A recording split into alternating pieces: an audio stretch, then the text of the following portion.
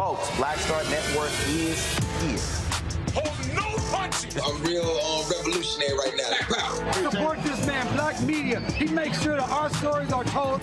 Thank you for being the voice of Black America, Roland. Stay black. I love y'all. All momentum we have now, we have to keep this going. The video looks phenomenal. See, this difference between Black Star Network and Black-owned media and something like CNN. You can't be Black-owned media and be scared. It's time to be smart. Bring your eyeballs home. You dig?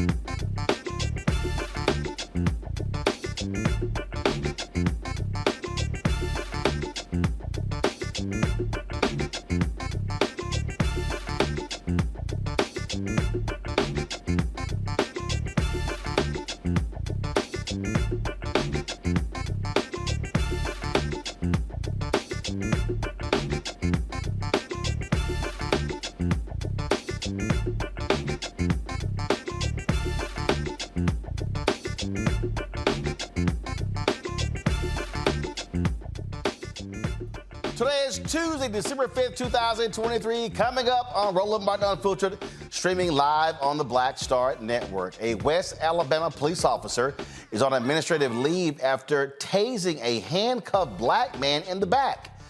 We'll talk to some officers of the Pickens County NAACP about this disturbing case. A black California police officer says she was punished for stepping in to de-escalate a situation between a white officer and a suspect. We'll tell you about her lawsuit against the Pasadena Police Department. She's hired attorney Ben Crump. Louisiana judge ordered a new election for the Caddo Parish sheriff's race, which was decided by one vote. Black man, he won. Democrat, white Republican lost. We'll talk to Louisiana political strategist about this issue of so-called 11 illegal votes the judge discovered. The chairman and chief executive officer of the National Legal and Policy Center, Peter Flaherty, has called for Visa to revoke the Black Lives Matter endorsement after the group showed, he says, support for Palestine. He's here to explain why. In our marketplace segment, it's a game that could get your black card revoked. We'll talk to the creators of the Trivia for Us card game. It's time to bring the funk. I'm Roland Martin Unfiltered with Black Star Network. Let's go. He's got it. Whatever the miss, he's on it. Whatever it is, he's got the scoop, the fact, the find. And when it breaks, he's right on time and it's rolling. Best believe he's knowing. Putting it down from sports to news to politics. With entertainment just for kicks, he's rolling. It's on go, roll, y'all. It's Roland Martin, yeah. Rolling with Roland now. He's funky, he's fresh, he's real, the best, you know he's Roland Martin now.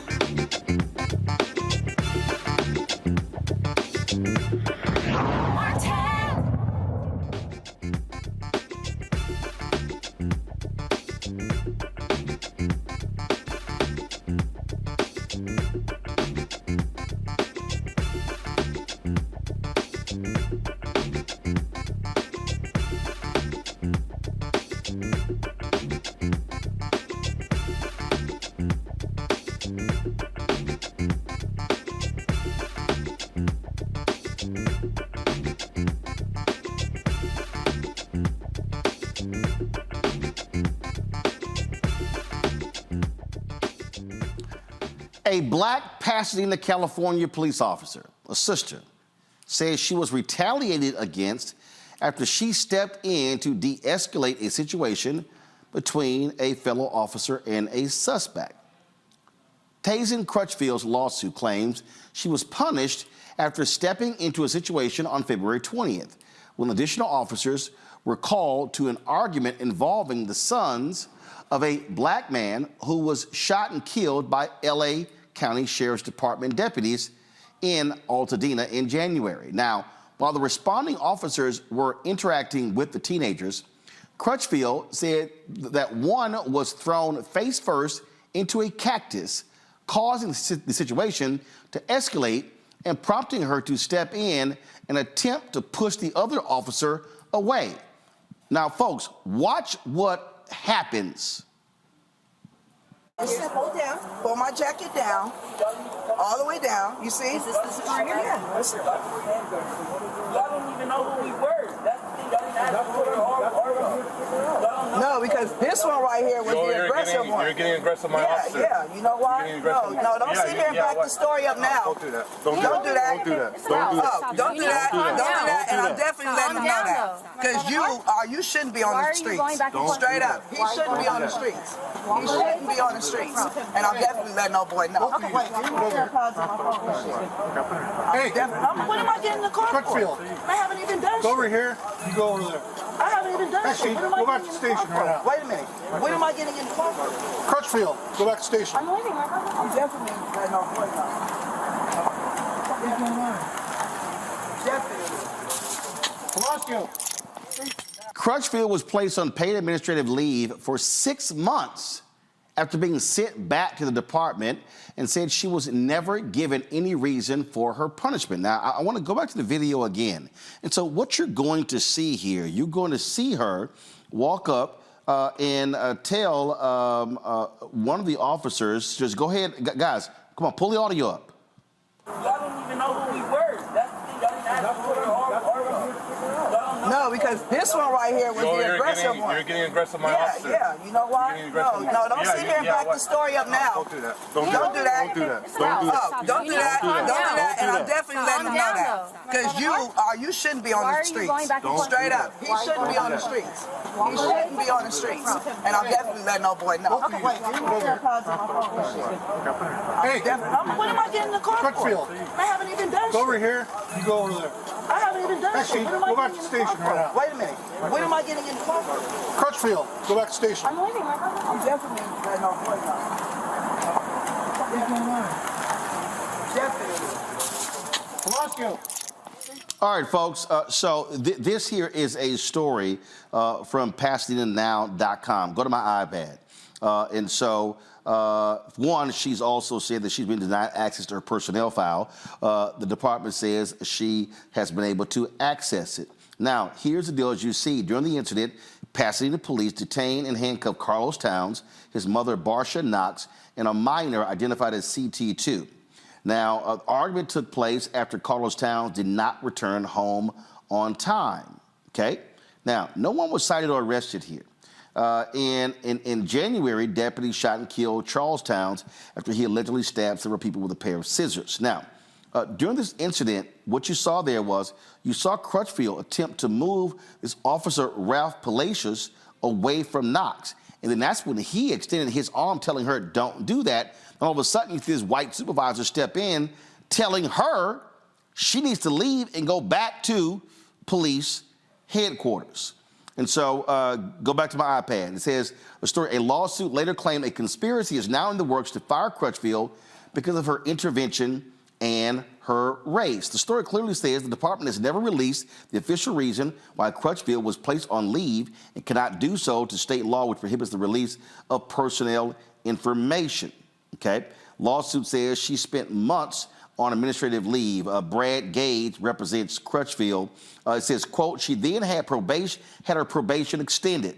Eventually, Crutchfield was returned to work, but in retaliation for her actions and in violation of the Peace Officers' Bill of Rights, she's been denied her access to her file, an opportunity to respond to any charges in her file, and even the right to see what the rationale was for keeping her on administrative leave for months. As such, the Peace Officers' Bill of Rights was maliciously violated, allowing for civil penalties and attorney's fees, in addition to economic and non-economic damages and litigation costs. I want to go to my panel to talk about this. And folks, remember, we've had these stories before where you've seen officers, female officers, step in now I can't remember the city, but I remember that case where this woman stepped in and this officer literally forcibly pushed her away in sort of the same manner. My parent, Dr. Julianne Malveaux, she's the economist, president emerita of Bennett College, joins us out of D.C. Nicole Porter, senior director of advocacy for the Sentencing Project out of D.C. as well. Dr. Niambe Carter, associate professor, University of Maryland, School of Public Policy out of D.C. Glad to have all three of you here. Niambe, I want to start with you. I mean, this is the thing that's interesting. So here's Crutchfield trying to de-escalate, and this other male officer, I mean, he gets physical with her, and then the supervisor tells her to leave. And she's the one who's trying to de-escalate. Yeah, I mean, I think this is something we've seen, like you said, over and over. I believe there was a Black policewoman in upstate New York who found herself also put out of the job for trying to intervene in a situation where one of her fellow officers was being too aggressive. And I think you saw the same thing here, because if you watch that whole video, by the time Officer Crutchfield gets there, I mean, the family, the sons are being detained. The mother's trying to intervene and save her boys. Their father has been killed by the police, which they're trying to explain to them over and over for their hostility and their disinterest, right, in talking to the police. And yet you see this officer seem to antagonize them unnecessarily. And I think what Officer Crutchfield was doing, what many of us do, is you put your hand out and say, you know what, you don't need to do this, right? Like, she's telling them, you don't need to go back and forth with this woman, because it's not doing anything but making the situation more tense, and it's escalating something that was a family dispute into something potentially criminal, and everybody walked away. But now Officer Crutchfield is potentially looking at being expelled from the police department for doing what I think many of us would consider to be a good deed for our coworker or colleague, about to potentially get themselves into a world of trouble that is not necessary over something that in the grand scheme of things seem to be fairly low stakes. You know, what often happens, and we talk about this a lot here, Julianne, the need to have officers bring the temperature down, but too often we see officers ratchet the temperature up. Well, the officer, the white man who was out of order, he was ratcheting the temperature up. I think Officer Crutchfield, and she's from that community, she knows these people, and she's just saying, just chill for a minute. But we've always, Roland, on this program talked about why can't they chill? It's because their egos are sitting there. They're, you know, this guy's going to be, he's all that in a bag of chips, and no, he isn't. He was a little bully and a snake, but that's the mindset of many police officers, is I'm going to fix this by whatever means necessary. Whatever means necessary could be a beating, could be a tasing, could be anything. So Officer Crutchfield actually deserved a commendation for her ability to attempt to de-escalate. And this guy he's the one who needed 6 months of administrative leave. The tragedy is that this is a good police officer out of the community. She's not sure what's in her file. She has a right to know. She has a right to refute. And frankly, from where this goes, I'm glad Ben Crump is involved. Her career as a police officer may be in jeopardy. You know, Nicole, the thing here is what we desire. We desire to have officers who know how to de-escalate. This right here, this was the case out of Florida. This is the video, guys, go to my iPad, where you see here where this female officer, she's trying to sit here, and you're going to see in a moment, she's trying to sit here and pull this male officer away. He gets physical with her. He was eventually charged with assault, and I want to play this so people can hear it, because I think it's sort of the same thing. Go ahead. Get in the car. All right, I'm getting in. Get your feet in. What's up? Hey, look at me. Look at me. Look at me. You want to play games? You're playing with the wrong mother. What you got to do, man? You going to mace me? Look at me, mother. You want to play games? You ever get disrespectful with my officers, I will remove your soul from your body. Do it, man. Do what you got to do. Don't ever touch me again. Sir. Get the off. Sir. Just let it be. We clear? Yes, sir. And I'll see you in about 5 minutes. All right, so that was a perfect example.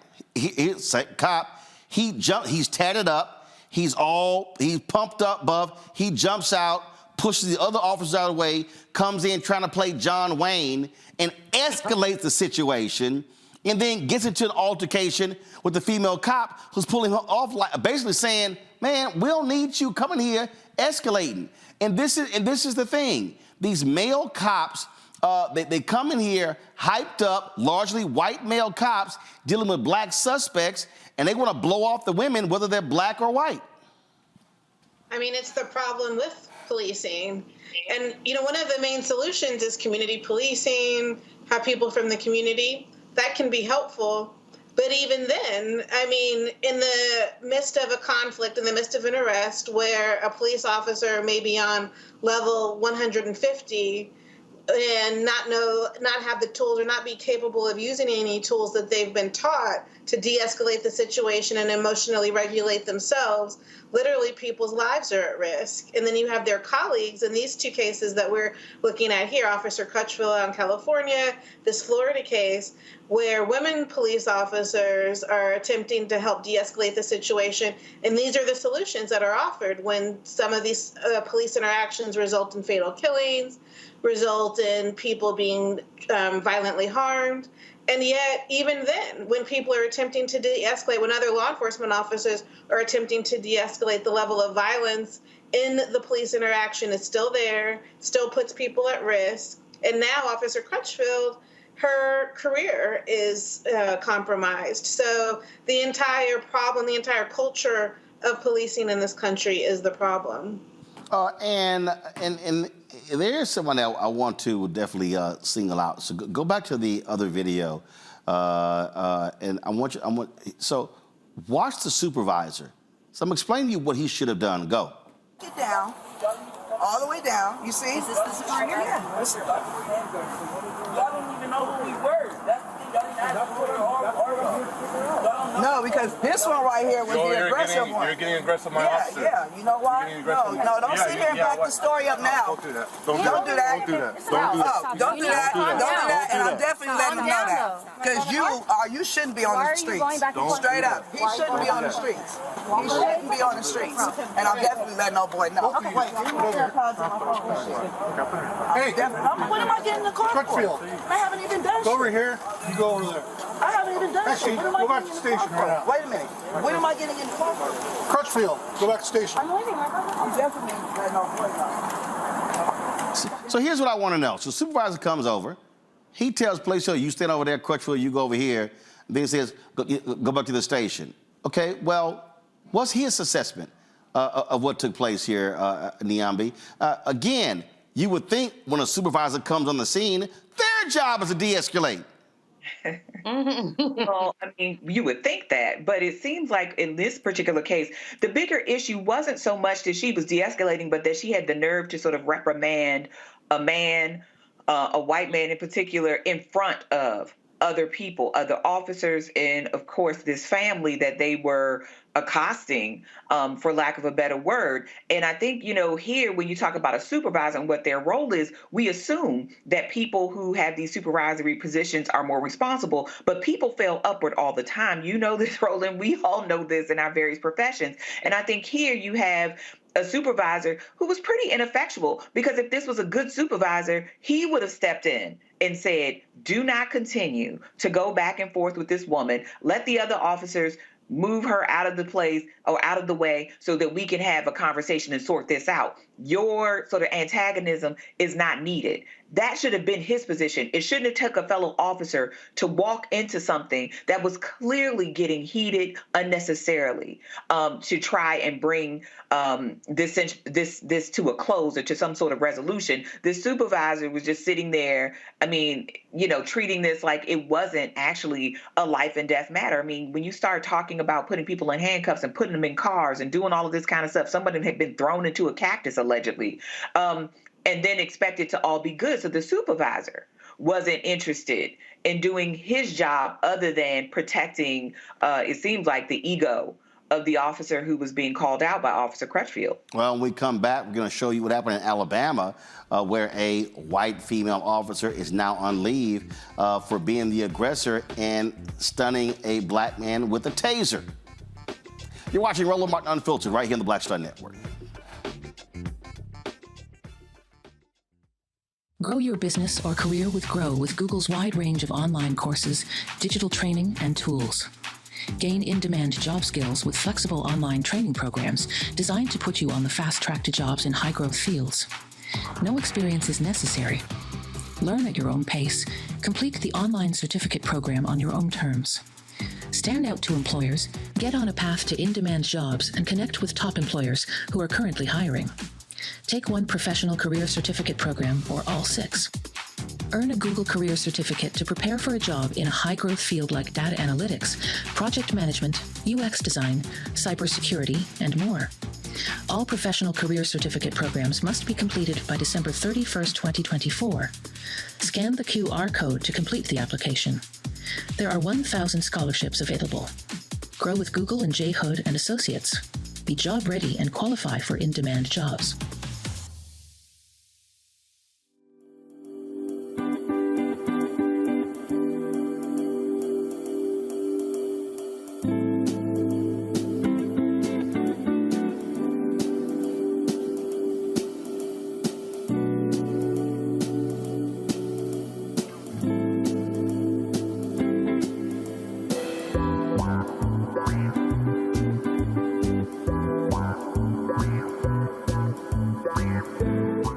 What's up, everybody? It's your girl, Latasha from the A. And you're watching Roland Martin Unfiltered.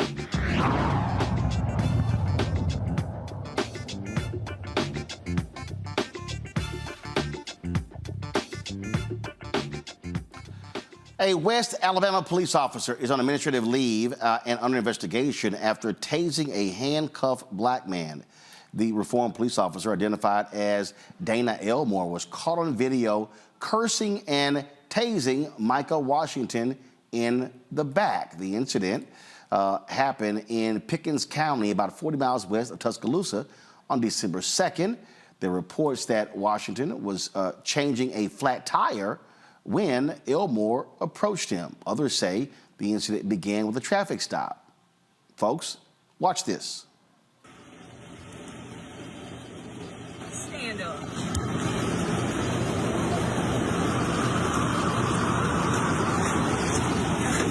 Right there in front of the car. Stay still. I ain't doing shit, bro. I got gun right there. I'm not doing that. Oh, yeah. I'm saying, what you saying? Oh, yeah, fuck. I'm not. Oh, my God. Fuck up. Okay. I'm down. Oh, my fuck. Oh, my God.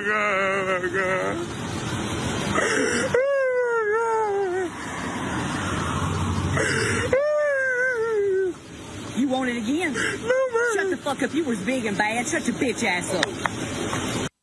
Gentleman from the Pickens County, Alabama NAACP chapter is President William Petty and the first Vice Chair, Faith Jones. I'm trying to also, folks, understand, reach out to the mayor but got no response. However, Reform Alabama Police Chief Richard Black and Mayor Melody Davis provided this joint statement a couple of days ago. The Reform Police Department is aware of a video circulating involving a citizen's arrest on December 2nd. The department is in the process of turning over all materials related to this arrest to the Alabama State Bureau of Investigation and has requested a thorough investigation into the circumstances surrounding the arrest in accordance with city policy.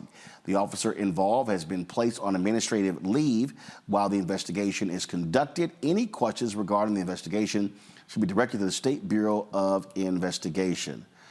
All right, so that's their statement there. So let me ask you here, William, as well as Faith. So as I watched the video, the man says he has a gun. She goes, oh, there we go. She puts it on the car and then begins to tase him. He was under control. He wasn't resisting arrest. There really was no need to tase this man. That's correct. From our observation, there was no need. He was subdued in handcuffs. Have y'all had any conversations with the mayor or the police department regarding this? Yes, sir. I've met with the mayor, the magistrate, and the chief of police, and they gave me the data they say they had, and they also shared that she was placed on administrative leave, Miss Dana. This is, I mean, again, so the officers on leave. Are you aware of any other issues with police in the town? There have been earlier incidents. Are you talking about with this officer? No, not necessarily with this officer, but other issues in the police department. Yes, sir. Football player. We had incident with Mr. Brody that started in reform, and also the incident with the professional football player. Both of them are dead now. And they expired after their arrest. So you've had obviously issues there. Yes, sir. All right. Well, look, we're going to be certainly watching this story, see what happens with this Alabama Bureau of Investigation. So certainly keep us abreast of what's next. Yes, sir. Thank you. All right. Thanks a bunch. Nicole, I'll start with you. Again, here's a perfect example. Man's under arrest, handcuffed, leaning over a car, not resisting. The officer can't resist herself of tasing him. You know, I don't think people always understand how traumatizing an arrest can be. I mean, that man may live for the rest of his life with the trauma of the violence he experienced at the hands of that officer, and it's absolutely unacceptable the way she violently used that taser, the way she spoke to him, dehumanizing him when he was crying. And, you know, we don't know what led up to that, but if he was simply trying to deal with his car and she viewing a black man wanting to control him, I mean, this is the history of policing throughout this country, particularly in the South, particularly in states like Alabama, with too high rates of arrest, too high rates of incarceration. It's absolutely outrageous and just so heartbreaking to see his response in the midst of that arrest when he was being violently assaulted by this police officer. Absolutely unacceptable. What you have here, Julian, look, you got officers, a lot of them who just believe they can, do whatever they want, and when they pull it out, but they even have to have responsibility using a taser. I can't imagine what it feels like to be tased, but you heard that man's cries of anguish as he was tased. That woman doesn't need to be on administrative leave. She needs to be off the police force. But this, Roland, is, what I've been writing about and talking about is the lynching culture. We don't lynch people anymore, but the lynching culture suggests that you could do anything you want to a black person, and there will be no consequences. That's basically passed down from enslavement to actual lynching to a knee on the neck, and we go on. There was no need, as Nicole has said, there was no need whatsoever. This man was fairly docile. She said, bend over on the car. He bent over on the car. He told her he had a gun. He was completely compliant. And all that was about was her ego. And one of the things that I, have to say when we see some of this is that, we think that diversifying police forces is going to make a big difference. But white women are the mothers, daughters, sisters, and wives of the white men who think they can do whatever they want to black people. And that woman's horrible behavior. I mean, she was hostile. She was aggressive. She used profanity. She does not belong in the police force. But more than that, those folks who say they're feminists, and I'm one, need to look askance at some of these white women who basically take on the roles and attitudes of the white men who oppress us. But Nyambe, you also have black cops who operate the same way. We know, of course, with Tyree Nichols in Memphis, and this is what happens when it comes to the blue. They got their badge and a gun, and again, we expect officers to also act in accordance with department policy.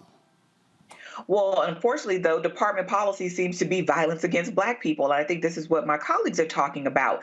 It's not necessarily a race question, although we've seen some examples of good officers, good black officers like Officer Crutchfield.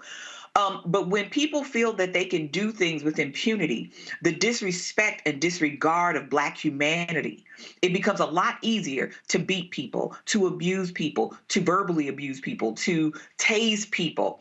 And so, you know, on the one hand, people might say, oh, this is non-lethal. And this officer, quite frankly, looked like she derived a good deal of pleasure from inflicting pain on this man who was doing nothing other than complying with every request that she had, including telling her about a weapon and all of these things. I mean, there is nothing that we can do. There's no policy that would fix that. But what we can do is make sure we do not just a better job of screening officers and potential officers, but also rooting those people out where they exist. And this is the officer that needs to be the kind of example of what you don't do. This is the kind of officer that deserves to be put on administrative leave. This is the kind of officer that needs to be relieved of their duties, because God knows what would have happened if there was even the slightest hint of resistance from this man or any other citizen she comes into contact with. And I think that's the larger sort of issue here, is that we are not treated like citizens. We are not given the benefit of the doubt. There is no sense that you need to respect Black people or Black life. And I think that's the part that makes these kinds of really innocuous kinds of interactions scary. Because whether we're talking about California, we're talking about Alabama, you have people here who are more than willing to violate us, our humanity, and our rights, all in the name of this badge. And there doesn't seem to be a lot that is going to be done to remove these officers from employment, because we see time and again that when officers are even disciplined, they often go to other jurisdictions. So it's not a deterrent. And that is something that is really wrong with the culture. All right, then. Hold tight 1 second. We come back. We'll talk about a conservative group wants Visa to end the association with Black Lives Matter. Why? Because they say they support Palestinians. We'll talk with the leader of that group next on Roland Martin Unfiltered on the Black Star Network.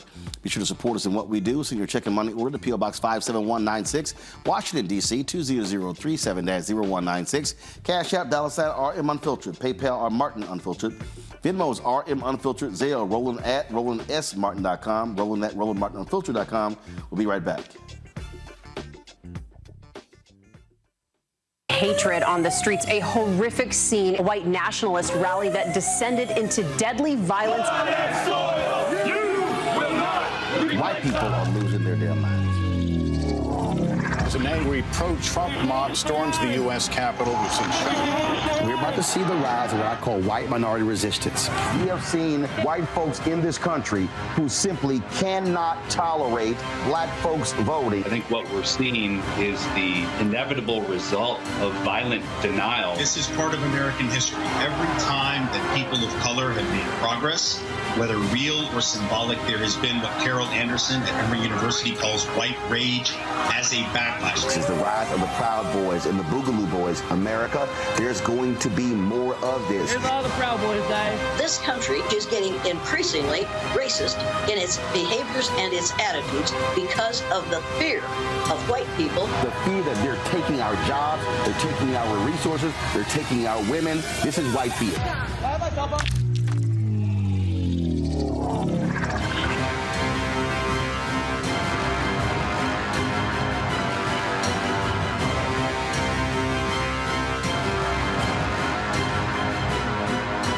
What's up? It's Sammy Roman. Hey, it's John Murray, the executive producer of the new Sherry Shepherd Talk Show. It's me, Sherry Shepherd, and you know what you're watching, Roland Martin Unfiltered.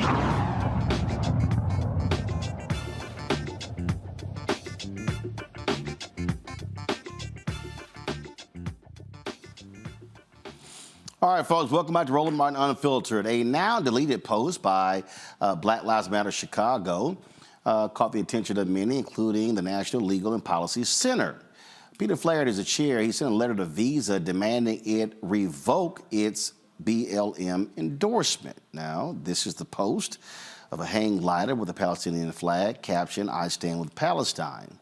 Hang gliders were used in the attack against Israel. BLM later apologized and removed that, but Peter Flaherty still wants Visa to revoke their endorsement. He joins us now from Falls Church, Virginia. Peter, glad to have you here. So I'm curious, this is not just related to the BLM Chicago Post. You have criticized other corporations for their support of Black Lives Matter. Why? Well, that's correct. And of course, the paraglider post was taken down, but that was after 30 million people saw it. Roland, this isn't just something we cooked up in the wake of October 7th. We have a long history of being critical of Black Lives Matter. We exposed the fact that Patrisse Cullors owned 4 pieces of real estate and was enriching her family with all these inside deals. And of course, she had to resign from the movement. When it comes to Visa, Inc., we were at the annual meeting earlier this year. We had a number of items we raised, and one of them was Visa's endorsement of Black Lives Matter. So we've been critical of this before, during, and after October 7th. The question, why? You talked about, first of all, Patrisse Cullors. You talked about what she was involved with. First of all, she also publicly talked about money that she as an individual has earned as opposed to the entity. There was an audit that was actually done after she actually left. And so when you say that she was commingling, things along those lines, they actually talked about that. But again, why specifically do you have a problem with Black Lives Matter, the movement? Well, just before we leave Patrisse Cullors, we filed a complaint with the IRS against the organization, and we did not allege that Ms. Cullors misappropriated funds. We alleged that there were inside deals, like paying her brother over $100,000 for security services, which violated IRS regulations regarding inside dealing. But to cut to the chase on BLM, we believe that big companies like Visa and Coca-Cola should not get involved in controversial public policy issues because they have customers and shareholders and employees on both sides. And when you look at Black Lives Matter, their #1 public policy priority was defunding the police, and everybody's run away from that, and big companies have run away from that. It seems like, they tried it and it didn't work in a lot of places. But Visa hangs in there. This endorsement of BLM stays on their website, and we've asked the chairman of Visa, Al Kelly, who wrote it, to take it down. I'm curious. You said that you disagree with companies like Coca-Cola and others, Visa, supporting Black Lives Matter because of public policy positions. Can you show me where you, as an organization, opposed corporations involved in ALEC? ALEC? Yes. We've been critical of companies dumping money into either side of these controversial issues. Have you called for corporations that are members of ALEC to resign from ALEC? No, but we've been critical of corporations that fund ALEC for sure on a variety of issues. What companies? Well, Big Pharma. Big Pharma sponsored Alec's big dinner. Who else? What? Who else? Well, Bud Light was there too. Who else? Well, I've just named 2, Roland. Right. Have you been critical of Coke Industries for their involvement in ALEC? No, but why? Why? They've been a funder of ALEC. See, if you're going to be critical of these companies, because you said yourself, because of public policy, well, is ALEC not directly involved in public policy across the country? Well, you asked me to name some, and I named 2. Right. You named 2, but you did not name the conservative Coke Industries that funds ALEC. Well, when it comes to the Koch brothers, it's kind of ironic, Roland, because we've been accused for years and years of being funded by Coke. We've never taken a penny from them. First of all, I haven't accused you of that. But again, here's the point I'm making. You have publicly released a letter. You talked about the head of Visa for them to pull back. But you said you've been critical. You said Big Pharma, have you released any letters to Big Pharma, Pfizer, any of those companies demanding that they resign from ALEC? No, not specifically. But you specifically done it for Black Lives Matter and Visa, but you won't do it for these companies with ALEC. But you say you were critical that these companies shouldn't be involved in public policy, but they're involved in public policy with ALEC. Isn't that the same? Well, I'll say it again. We believe that big companies should stay out of these issues, and the more controversial, the more reason to stay out. But Peter, I'm very clear though. I received an email from you regarding Visa and Black Lives Matter, and it details what you've done. The demands that you are making of Visa regarding Black Lives Matter are not the same demands that you have made of corporations involved in ALEC, and I wonder why. Well, I don't think there's a moral equivalency between Black Lives Matter and ALEC. ALEC's kind of boring, really. No, they're not. No, they're not. ALEC has been responsible for the stand your ground laws across the country. ALEC has been involved with significant public policy all across the country, largely conservative. What you just said is simply not true. Roland, I'm not responsible for every public policy debate. That's exactly our point, that these things are so far-flung and so controversial that companies should stay out of them. But the point that I'm making to you is, why are you targeting Visa specifically with Black Lives Matter, but you're not giving the same energy to companies that fund ALEC? And actually, ALEC has been far more detrimental and involved in public policy than Black Lives Matter. You can criticize ALEC all you want, but you can't call them racist. You can't call them terrorists. You can't call them a bunch of extremists. It's a bunch of Republican state legislatures who get around from around the country, who get together and have dinner. No, they don't. No, Peter, there are examples of ALEC written language. Peter, 1 second. There are examples of ALEC written language copy and pasted into laws that were actually put into motion by Republican legislators. They're not just having dinners. Well, go ahead. They propose model legislation, and in some places it gets passed. Look, when it comes to Black Lives Matter and Visa, which I thought that's what the interview was about, if we can't agree on Black Lives Matter, maybe we can agree that hypocrisy is bad. The chairman of Visa is named Al Kelly. He holds himself out as a big Catholic. He chaired the committee that welcomed the Pope to New York City. He's on the board of several Catholic charities. But in this statement that he put out endorsing Black Lives Matter, he also referred to Latin people as Latinx. Of course, that's a woke term that Hispanics themselves don't use. And the reason you get the X at the end, it's a way to degenderize the Spanish language. That'd be correct. First of all, let me correct you. Let me correct you. That phrase, that term was created because typically we refer to as Latino, and then of course women are referred to as Latina, and so that phrase was used to represent men and women. Now, you are correct. One second, Peter. You are correct. Peter, hold on. You are correct, because I've had Latino pollsters on talking about in terms of who doesn't use that, and a significant number of Latino/Hispanics do not use it, but that's actually where it came from. So, but go right ahead. Okay, and actually the term Hispanic was invented by Richard Nixon. I'm not talking about Hispanic. I'm talking about Latinx.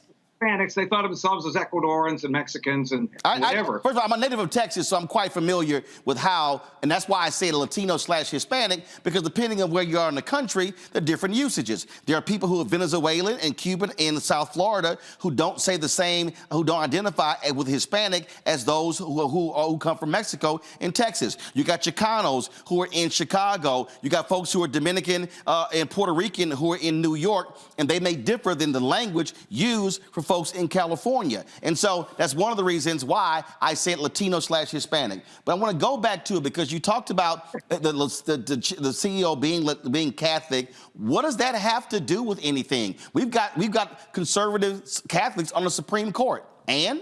Well, I think it underscores his hypocrisy. He should decide which side he's on. How so?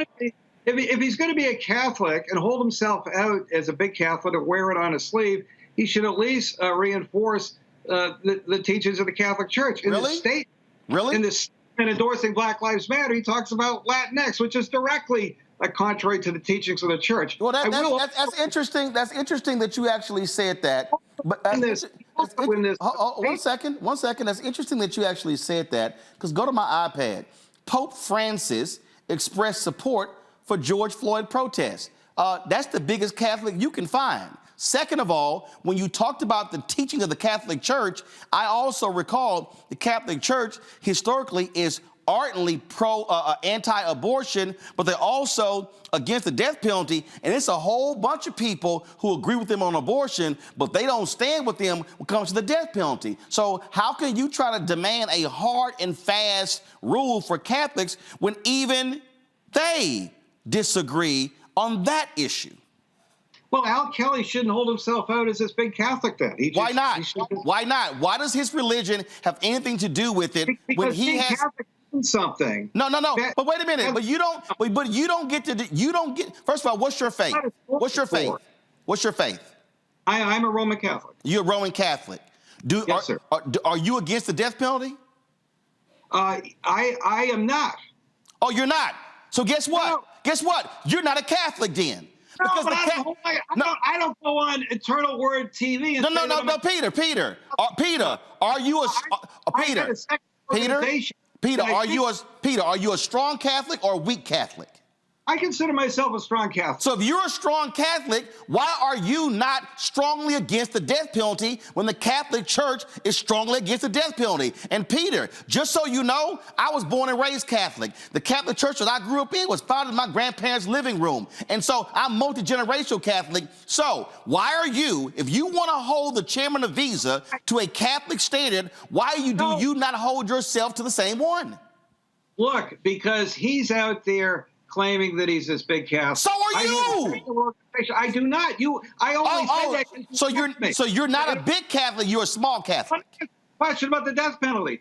There are certain things as a mere human I don't understand that I can't reconcile. That's why I submit them to prayer. But Peter, does the Pope lead the Catholic Church?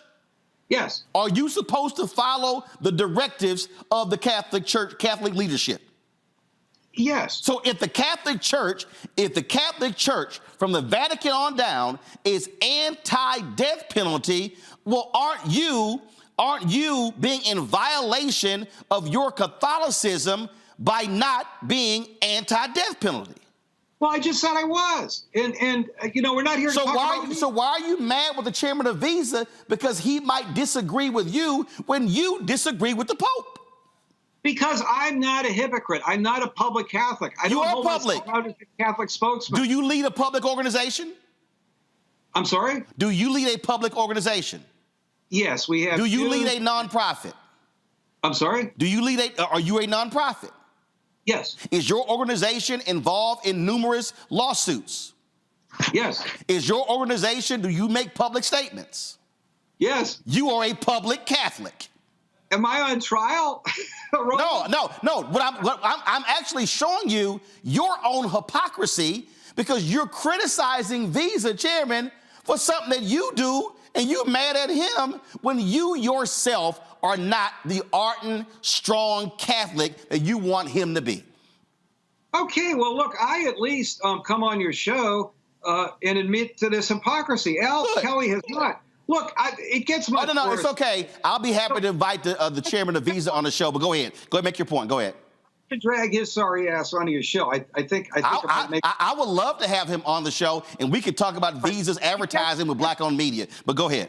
And he's now only chairman of Visa, but he used to be CEO and chairman. Okay. And while he was CEO, Visa was handling the credit card transactions for some of the biggest porn sites in the world, including kiddie porn sites. But what does that? Well, first of all, I'll be honest with you, Peter. You don't want to go there. You don't want to go there because it's a whole bunch. It's a whole bunch of cable companies that made lots of money with porn in hotel rooms. So let's just be honest. It's a lot of Americans, conservative and liberal, make money with porn. Well, I was leading up to a point, and the point was evidence submitted to the court showed that Al Kelly was aware of this. But what does that have to do with Black Lives Matter? We can have a philosophical argument about the death penalty. But what does that have to do with Black Lives Matter? You want them to pull support of Black Lives Matter. Face of them, like knowingly profiting from porn, that I think a public Catholic like Al Kelly has an added burden to face the accusations that I'm making now of hypocrisy. Why didn't you get him on the show? I'm utterly confused how you are talking about the chairman of Visa and Catholicism and porn, and your problem is Black Lives Matter, and you still have not actually answered my question. What is your... No, Peter, I'm gonna let you in. What is your...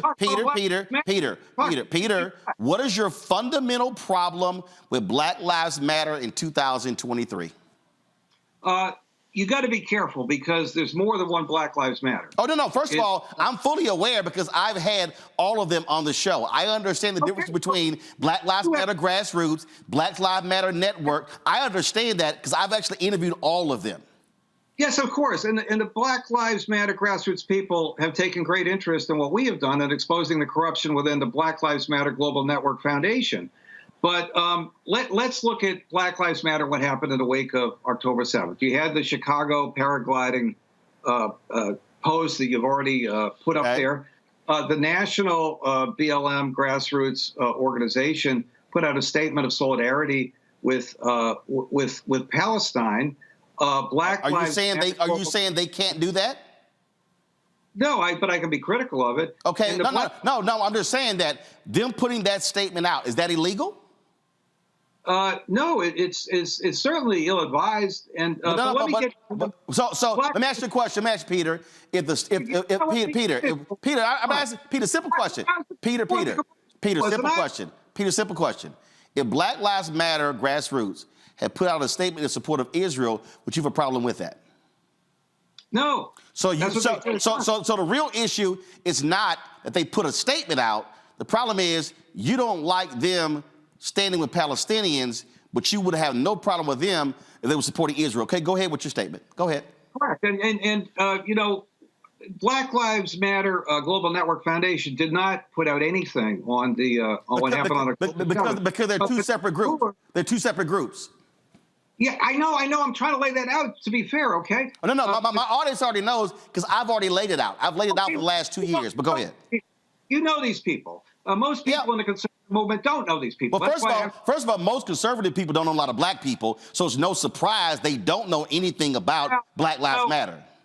Roland, you're looking at me like I'm some kind of white guy. No, I'm not. Right? No, I'm not. No, what I'm saying, Peter, is here's what I'm saying. You're targeting Peter. You're targeting Visa, but I still need to know. Okay, they released a statement. Peter. So much to defend myself. Peter. It's all good. They released a statement supporting Palestinians. What else? That's enough, isn't it? No, wait a minute. That's it. Hold up, that's it. But what happened on October 7th? Hold up, that's it?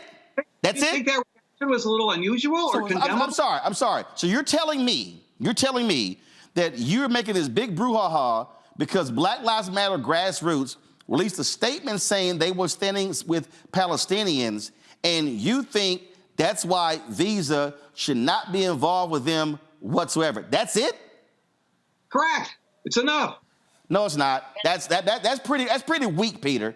I mean, it's pretty weak. Well, I'll tell you what's weak. I think your personal attacks on me are pretty weak. And no, Peter, wait a minute, Peter. You attack Peter. He had 8 kids, right? But he also had hundreds of black kids. My dad was a basketball coach at public schools, at inner city schools in Massachusetts for 30 years. The Catholic schools grabbed all the good players. He was left with the rest.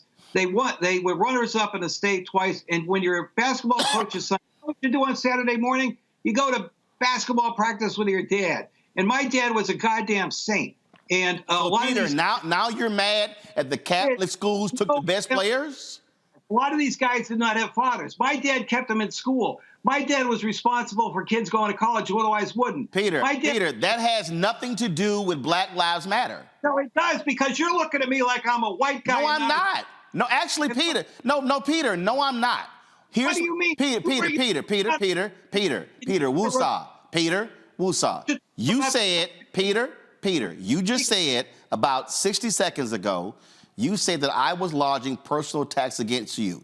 Peter, no, actually I didn't. I didn't react. I tried to answer your question. Peter, you literally personally attacked the faith of the Visa chairman because you disagree with him. And then when I show your own hypocrisy on the death penalty. I did not attack his faith. You did! Peter, you literally attacked a man saying he's not, you basically said he's not a real Catholic.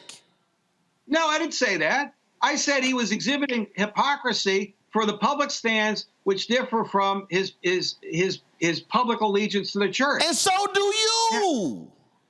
No, I don't. Peter, if you Peter Flaherty,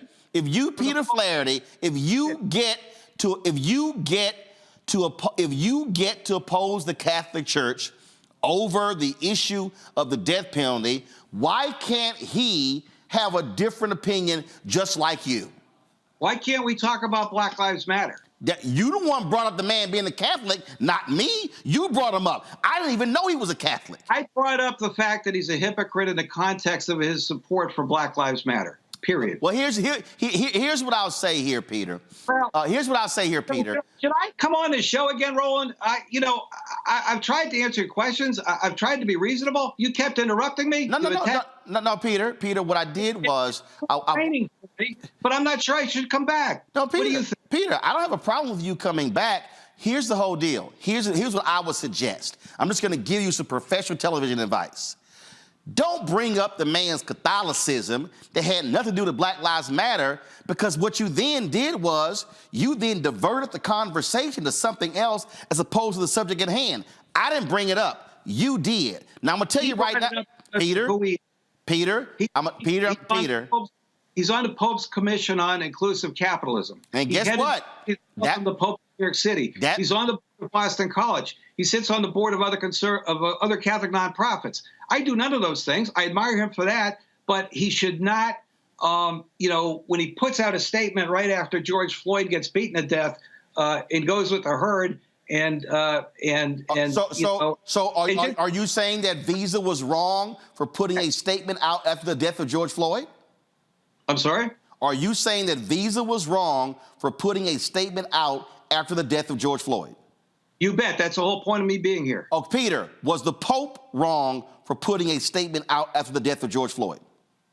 The Pope did the right thing and condemned the death of... Yes or no? The Pope didn't endorse Black Lives Matter. And the Pope didn't tell big business to send their money to Patrice Coolers, who promptly bought 2 mansions with it. Well, what the Pope did do was support the protests against racial injustice in his own book, and the racial injustice protests were led by Black Lives Matter. That's Pope Francis. Well, not everybody who protested what happened endorsed Black Lives Matter. No. Let me show, Pete, I'm just going to show you right here. Go to pull it up. Pope book backs George Floyd protests, blast virus skeptics. That's the Pope. So I'm confused. So you're mad at the Visa dude, but you're not mad at the Pope? Look, the Pope did not endorse Black Lives Matter. The people who protested Floyd's death is a much broader people than those that support Black Lives Matter. And the people that actually support Black Lives Matter now are a tiny group. The group's been discredited. The public opinion polls that ask about the group's favorability have been going down for the last 2 years. And we like to think we were part of that by exposing the corruption. And it's got to be lower than ever now after the paraglider poster and whatever else. Well, I'll tell you. Matter of fact, I just want to show you this right here. Now, see, here's what's interesting. You said the Pope did not support Black Lives Matter. Interesting. This is from a story right here. Pope Francis called George Floyd by name twice and offered support to an American bishop who knelt in prayer during a Black Lives Matter protest. Cardinals, black and white, have spoken out about Floyd's death, and the Vatican's communications juggernaut has shifted into overdrive to draw attention to the cause that he now represents. Sounded to me like the Pope was standing in solidarity with Black Lives Matter. Well, are you implying that the Pope supported the paragliding posting? No, Peter. What I'm saying, Peter. What are you saying? Peter, what I'm saying is, sounds like Pope Francis was standing in solidarity in the wake of the George Floyd death with Black Lives Matter protesters, which are being all across the country, that you have a problem with. And so it sounds like the chairman of Visa, when he released that statement, he was in line with the Pope. So it sounded to me like he was a pretty doggone good Catholic. Well, I think that the Pope has always stood against injustice. He stood about... Praise the Lord. He's condemned what happened on October 7th, and I think you're making a mistake, Roland, associating everything that Black Lives Matter does with having the support of the Pope. Well, but I think you are making a mistake by trying to discredit all of Black Lives Matter movement, because there are people across this country who are good people, who are church-going people, who are Christians, who are Catholics, who are Baptists, who are Methodists, who are out there fighting racial injustice. My first two stories were about police officers and the wrongdoing. And here's what I'm going to say, Peter. You might be upset. In that BLM chapter in Chicago, I thought that post was stupid. I said so as well. But that chapter also is not a part of the actual movement. And there's some people who do some stupid stuff, including some conservative organizations. And all I'm going to say, Peter, is very simple. And that is, if you're targeting Visa, but I hope you have the same energy for corporations who are in ALEC, who are passing laws. So I would love to see you target their chairman. Well, I don't know about targeting them, but we've certainly been critical. I think but you're targeting Visa. What? You're targeting Visa? Look, we're a small outfit. We don't get involved in everything. Well, guess what? I looked at your website, and y'all been involved in a lot of stuff, Peter. A lot of stuff y'all been involved in, dealing with Hillary Clinton and Hunter Biden, and so it's not like y'all not involved in a lot of stuff. I'm just saying. We're pretty busy, but I will say that as I said a few minutes ago, there are folks within the Black Lives Matter movement and so forth who have been in touch with us, who have taken great interest in our expose of what happens with the Black Lives Matter Global Network Foundation. So, we'll talk to anybody, and we often do. Well, Peter, I would love I'll love this here. I would love it, and guess what? If you, Peter Flaherty, decides to be highly critical and target the companies that are standing behind ALEC, you're more than welcome to come back on, because we've been critical of ALEC as well. Well, I don't know. Roland, have I been a good sport or not? No, you've been great. You've been great. I've never had an interview like this, to tell you the truth. Well, here's why, Peter. Peter, here's why. Because what I do, I actually do my research, and I'm willing to ask the questions. And maybe some of the other places you've gone, they used to do softballs. I played baseball growing up. I didn't play softball. I played hardball. Okay. All right. Well, enjoy the rest of your evening. All right, Peter, take care. Appreciate you coming on. Okay. All right, folks, got to go pay some bills. I'll be right back. Roland Martin Unfiltered on the Black Star Network.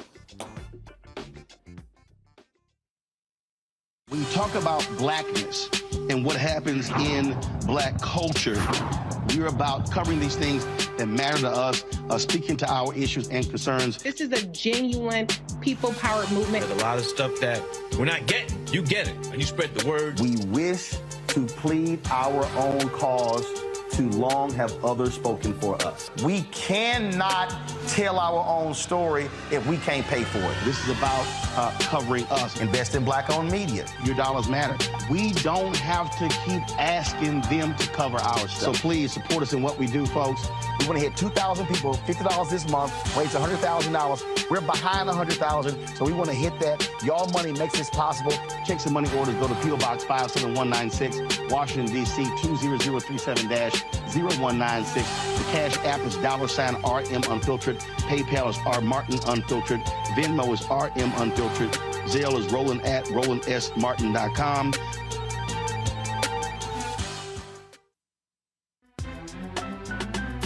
I'm Faraji Muhammad, live from LA. And this is The Culture. The Culture is a two-way conversation. You and me. We talk about the stories, politics, the good, the bad, and the downright ugly. So join our community every day at 3 p.m. Eastern and let your voice be heard. Hey, we're all in this together. So let's talk about it and see what kind of trouble we can get into. It's The Culture. Weekdays at 3, only on the Black Star Network. My name is Lena Charles, and I'm from Opelousas, Louisiana. Yes, that is Zydeco capital of the world. My name is Margaret Chappelle. I'm from Dallas, Texas, representing the Urban Trivia Game. It's me, Sherry Shepherd, and you know what you watch. Roland Martin on Unfiltered.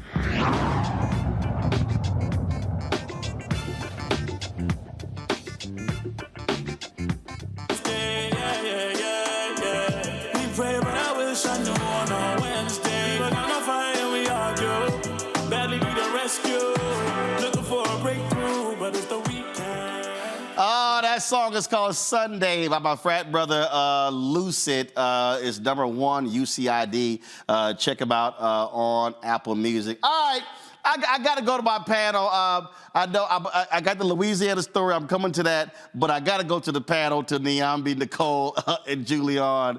And why do people try me, Julian? Because they set themselves up for a butt kicking. That's all. That man was so. Oh, God, don't even get me started. I'm sitting here cracking up. I mean, sometime the producer should show our faces while we're listening to these fools. Because, well, or not.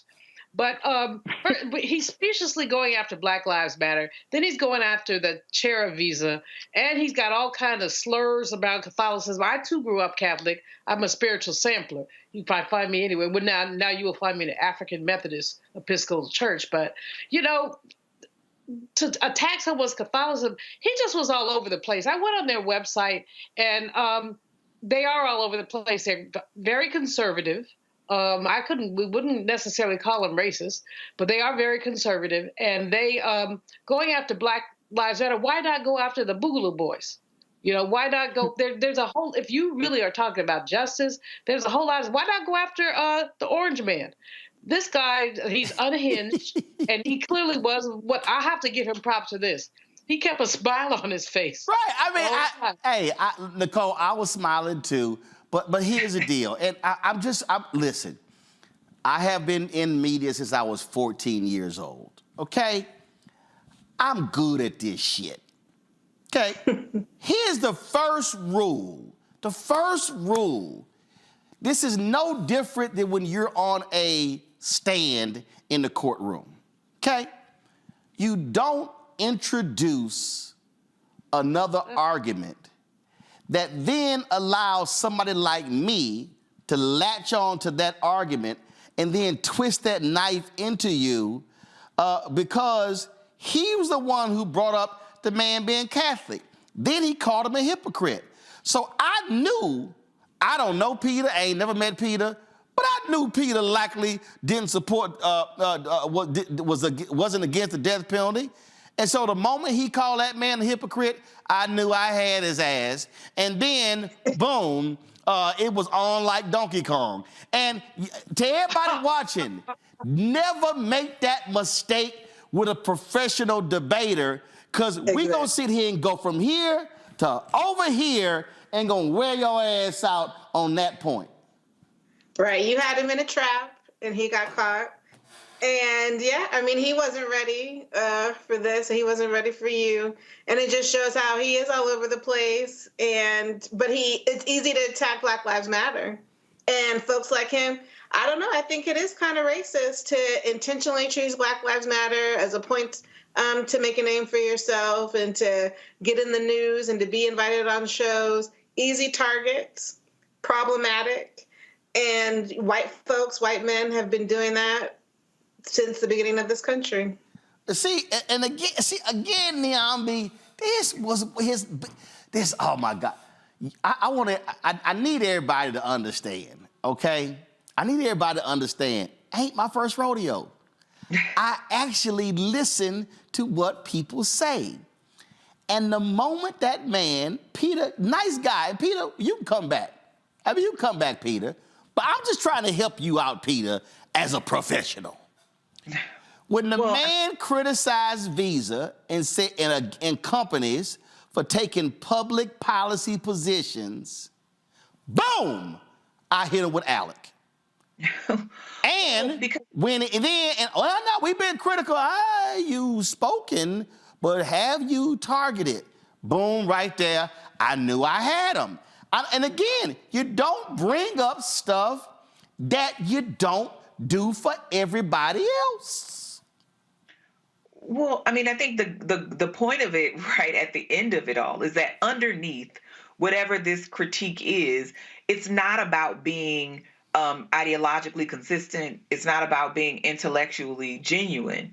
It's about a dislike for Black Lives Matter and other things. And even when he used the language of a woke term like Latinx, which is trying to be inclusive, and sure, there might be issues with the term, but even that characterization, I think, tilted his hand. And it isn't so much about the argument he was making or not making. It's sort of what doesn't get said. And what's not being said is I'm going after, or we're going after, Black Lives Matter or Visa because we don't like Black Lives Matter. Even calling out Patricia Cullors by name as if Patricia Cullors is the entirety of Black Lives Matter and trying to raise all of these objections when it's really not about Black Lives Matter. It's not about Visa. It's about the fact that you don't like what that organization stands for. So this particular meme or GIF or whatever they shared might have been the provocation. And I think there's lots to see that was wrong with that. However, this was a long-standing, long-simmering dislike of Black Lives Matter and their corporate partners. And to your point, it's not about keeping corporations out of politics, because if that was the case, you would do this across the board. So it wouldn't. You'd be against Citizens United. Exactly. This would not just be Visa. This would be Coca-Cola. This would be lots of organizations that you would be arguing need to divest from politics. And if Peter believes in that, he would be against corporations giving donations to conservative and Democrat politicians. Absolutely. And in fact, there's a prominent billionaire who spends millions on Republican politics who's a donor to Peter's organization. All I'm saying, y'all, I gotta go to a break. All I'm saying is, listen, if you're gonna come on here, just one more, Peter. And Peter, you're a nice guy. I really do appreciate you coming on, because a lot of conservatives are scared to death because they don't want to stay in the heat. But man, don't bring up your dad ain't no black ball players. Don't do that. Don't do that. That ain't no get out of the hood free card, okay? That ain't gonna cause me to go all of a sudden, oh my goodness, I'm not gonna hold you accountable. Nah, that don't work, Peter. All y'all folk who keep opposing Black Lives Matter, it's interesting. Y'all mad at Black Lives Matter, but y'all ain't mad at what Black Lives Matter is fighting against. That's the problem. Folks, that was a perfect example why y'all should be supporting Roland Martin Unfiltered and the Black Star Network. We're about $230,000 behind our goal. We just got about 24 days left in December. Again, our goal is to annually raise $1 million from our fan base. Y'all have been fantastic since we launched this show 5 years ago. But we need your support. It is critical for us to do the work that we do. Not just, but look, we're in the studio. We got staff in the control room. I mean, everything that we do costs money. The cameras, the live streaming equipment, the staff that keeps us live on YouTube and on the Black Star Network app and on our other channels. And so please send your check and money order to P.O. Box 57196, Washington, D.C. 20037-0196. Cash App is $RM Unfiltered. PayPal are Martin Unfiltered. Venmo is RM Unfiltered. Zelle, Roland at RolandSMartin.com. Roland at RolandMartinUnfiltered.com.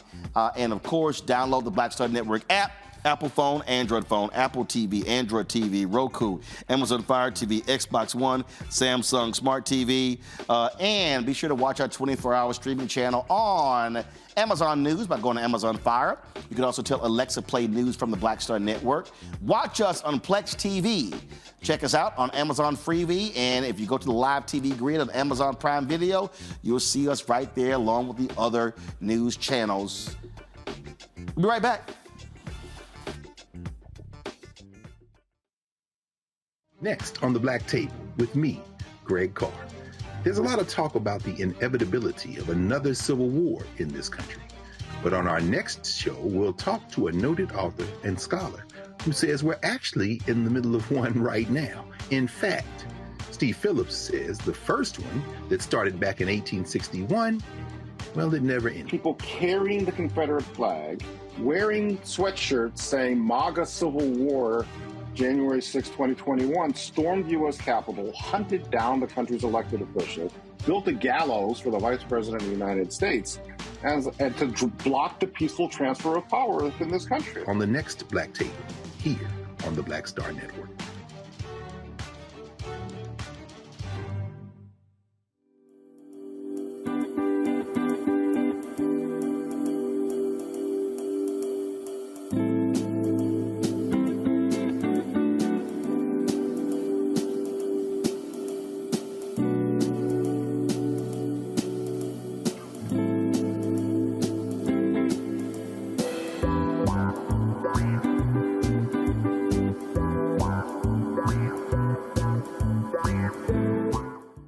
I'm Kim Coles. Hey, I'm Donnie Simpson. Yo, it's your man Deion Cole from Blackish, and you watch Roland Martin, Unfiltered.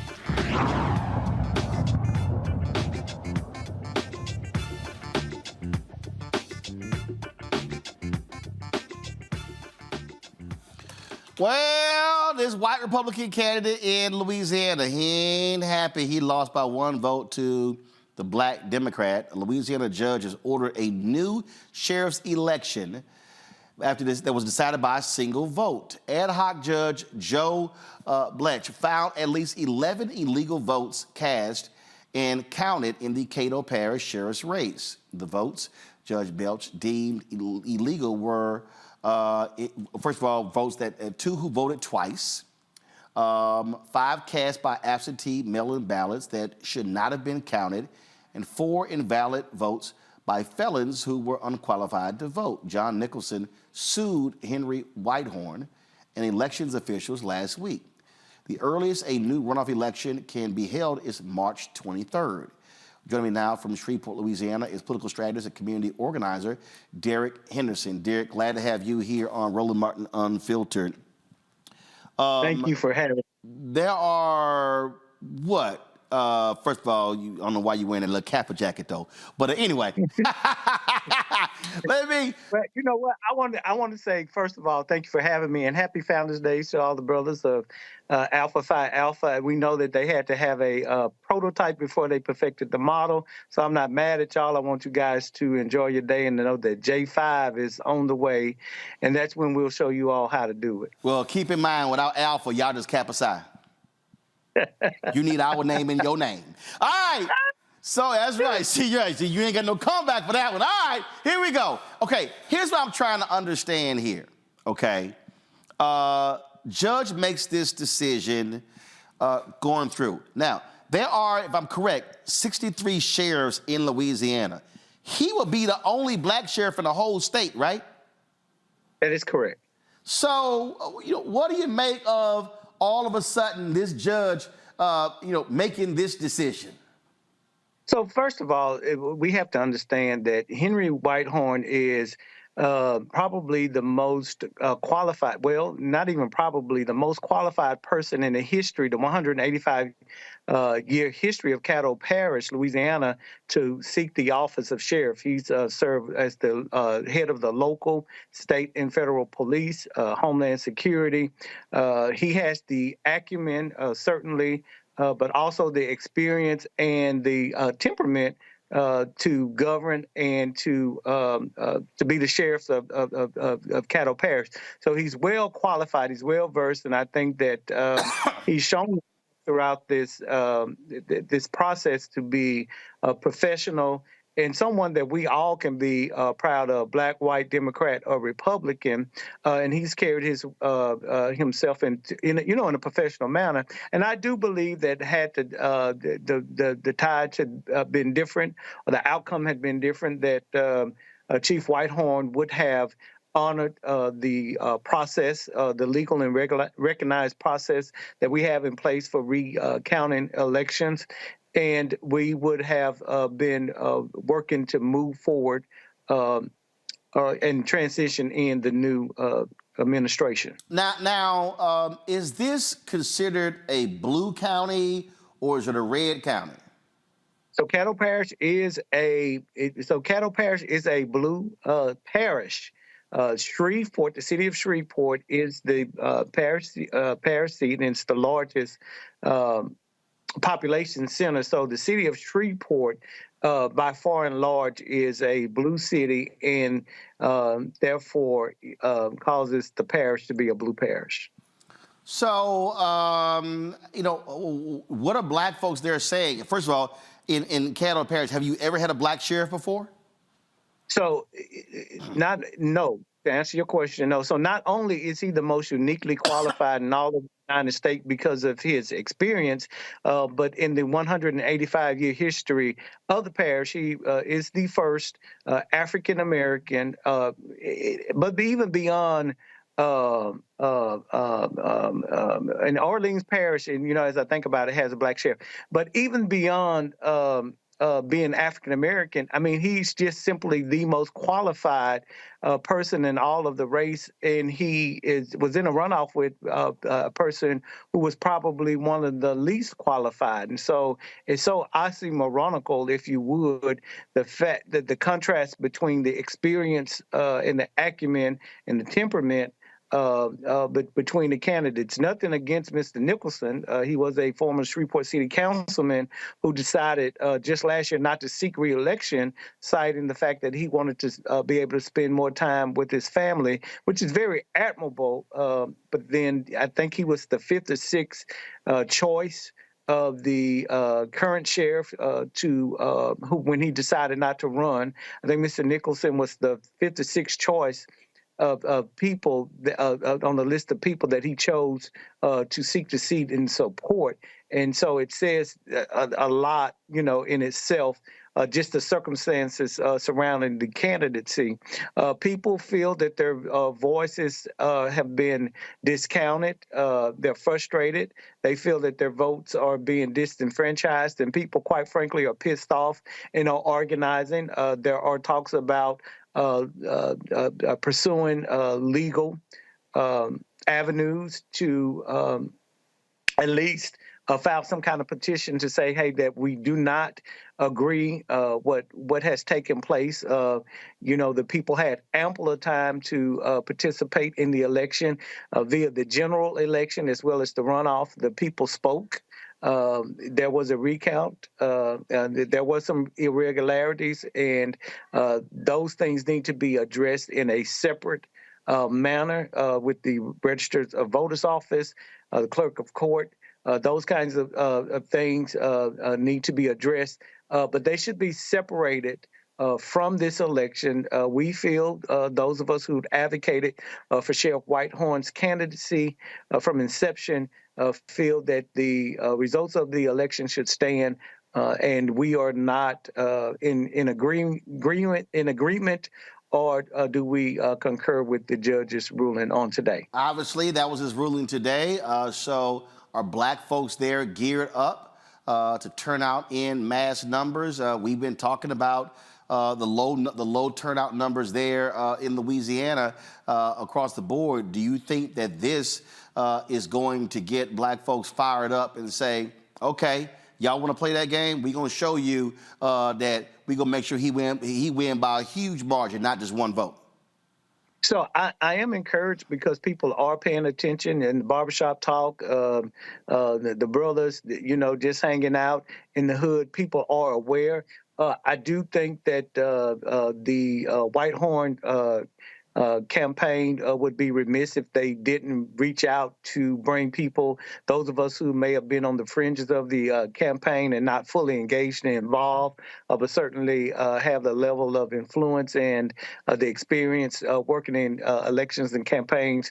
I just think that all hands need to be on deck, irrespective of personality conflicts where we have maybe landed in previous elections in terms of sides that we were on. But I think it's time for us to coalesce around the candidate and the candidacy to galvanize the people. We have the people that know how to do it, and I think it would be incumbent upon Sheriff-elect Whitehorn to utilize his leadership skills and to corral and pull everybody together so that we can move forward and win by a landslide in March. Well, I tell you, we would love for him to come on the show. We reached out several different times. We're unable to get him on. So whatever assistance that we can do, just let us know. And I certainly hope, again, black folks down there turn out in big numbers to make sure that he gets elected. Yeah, and you know what? I know the Divine Nine, we're pissed off. And you know what happens when the Divine Nine gets pissed off? I would tell you that turnout across the board has been dismal, right? Black, white, Democrat, Republican. But we can ill afford for 75 to 85% of us to sit out elections and then expect the kind of positive change and results that we long for. I mean, we've got to get people engaged. They've got to get organized. And again, this is the time for leadership, irrespective of personality conflicts, likes and dislikes. I mean, we've got to grow up, mature. Let's roll up our sleeves, allow people to do what they do and respect people, for what they do. Let's pull together and let's win this race for Sheriff-elect Whitehorn. All right, then. I appreciate it. Thanks a lot. Thank you again, and again, happy Founders Day to the brothers of Alpha Phi Alpha. Somebody had to do it. I ain't mad at y'all. Of course. And again, everybody couldn't get in. Yeah, everybody couldn't get in, but just be looking out for Day 5.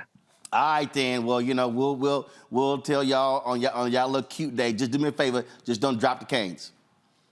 We don't drop canes. Well, if my wife was not listening, I would say what we drop, and it's not canes. Don't let me pull a video out of some dropping canes. All right. I appreciate it, Derek. Thanks a lot. Yeah, I pull it out. I got some video. I appreciate it. Thanks a lot.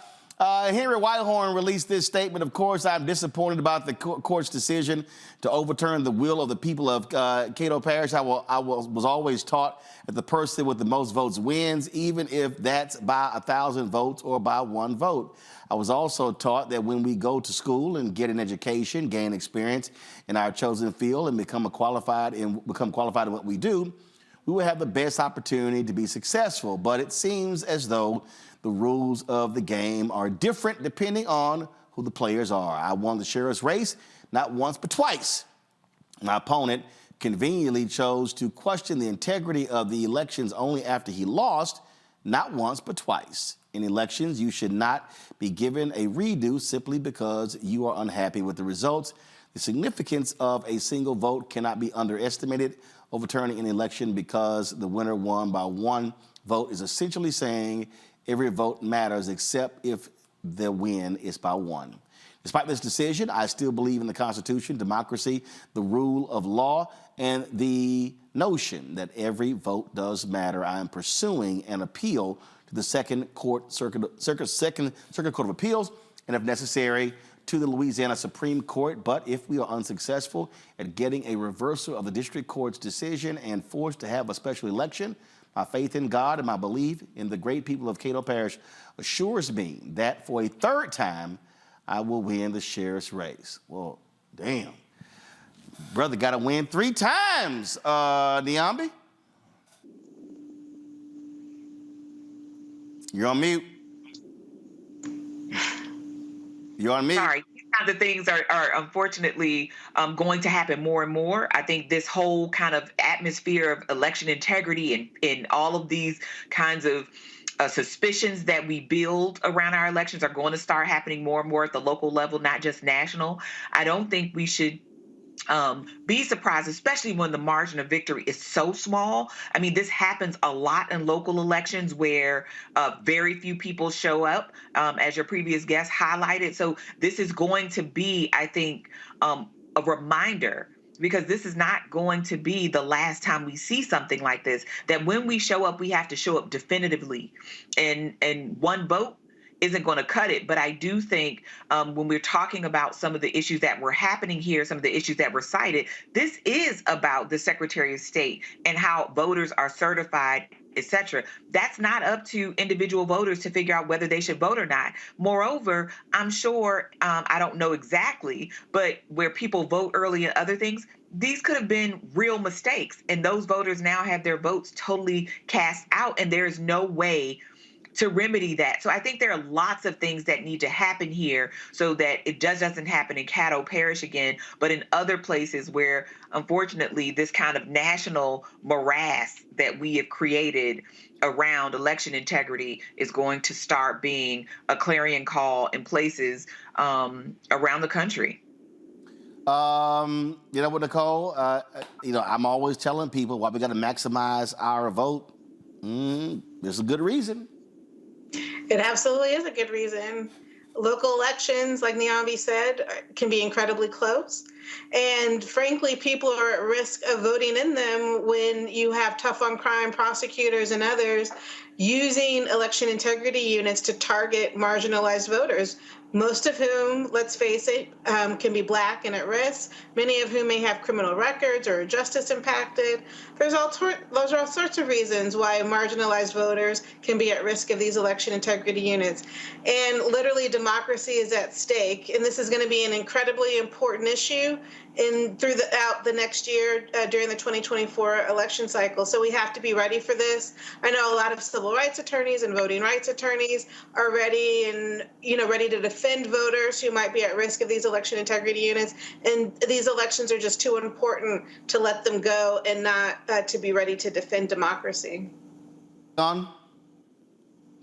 This is amazing. This brother he comports himself very well. His statement is excellent. But at the same time, what you got is a pipsqueak white boy who couldn't stand to lose. And as the brother said, he's won twice already.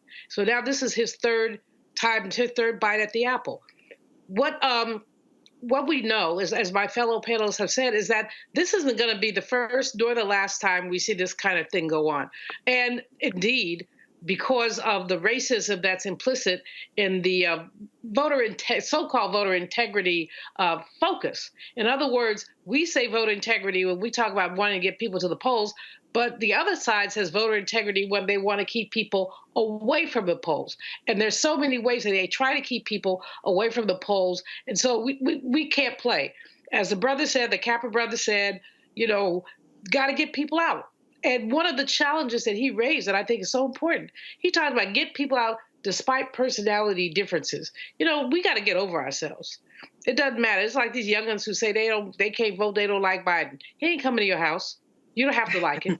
And, and similarly, in terms of us working together, I may not like you, but we got to turn out the vote. We got to walk together side by side and do some door knocking, et cetera. We cannot survive as a people if we cannot get along as a people. All right, folks. Time for us to go to break. Before we do, be sure to get your hair ready for the holidays. Curl Prep Natural Hair Solutions at curlprep.com is an amazing organic line. All right, first of all, guys, you need to kill that music. You got the wrong music here. So we're going to do this here. We're going to go to the break. We're going to come back, and we're going to read this right, and then we're going to go back to break. So I'll be right back. Hi, I'm Dr. Jackie Hood Martin, and I have a question for you. Ever feel as if your life is teetering and the weight and pressure of the world is consistently on your shoulders? Well, let me tell you, living a balanced life isn't easy. Join me each Tuesday on Black Star Network for A Balanced Life with Dr. Jackie. We'll laugh together, cry together, pull ourselves together, and cheer each other on. So join me for new shows each Tuesday on Black Star Network, A Balanced Life with Dr. Jackie. All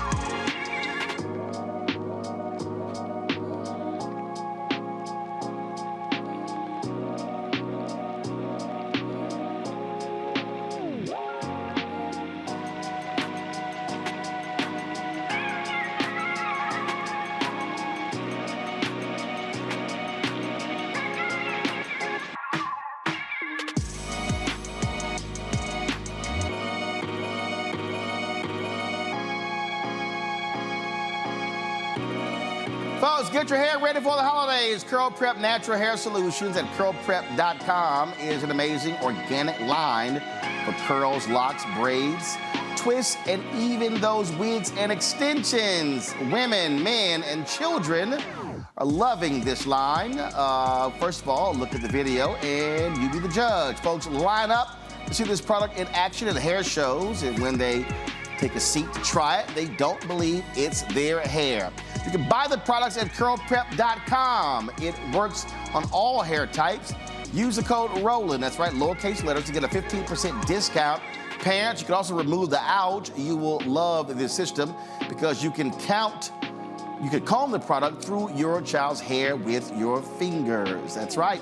Seasoned Saints also loving the product. It's all at curlprep.com. Again, use the code Roland, lowercase letters, to get a 15% discount. It's a great stocking stuffer. You won't believe it's your hair. Again, curlprep.com.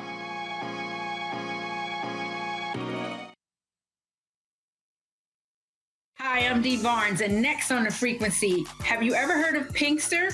If not, you aren't alone. It's an African-American holiday that predates Juneteenth by 100 years. This week, we're talking with my special guest, the founder and CEO of Trans Art and Cultural Services, Greer Smith, to talk about Pinkster and why it's so important.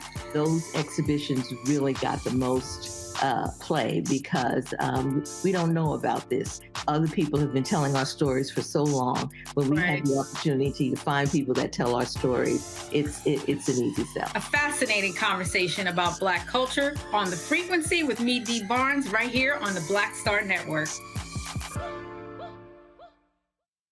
Hello, I'm Marissa Mitchell, a news anchor at Fox 5 DC. Hey, what's up? It's Tammy Roman, and you are watching Roland Martin Unfiltered.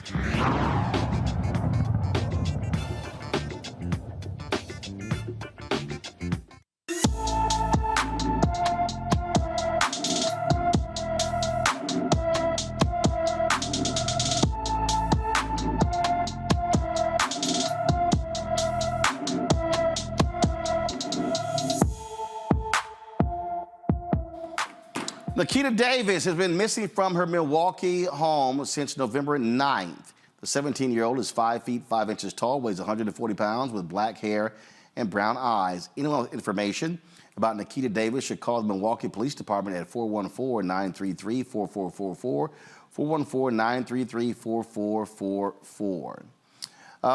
Folks, and again, we purposely do this. One of the reasons why we launched this show, to create this particular segment, because it was important to put a focus on Black teens and adults who often go missing, who get ignored by social media. So please be sure to share the information with all of your folks on the social media.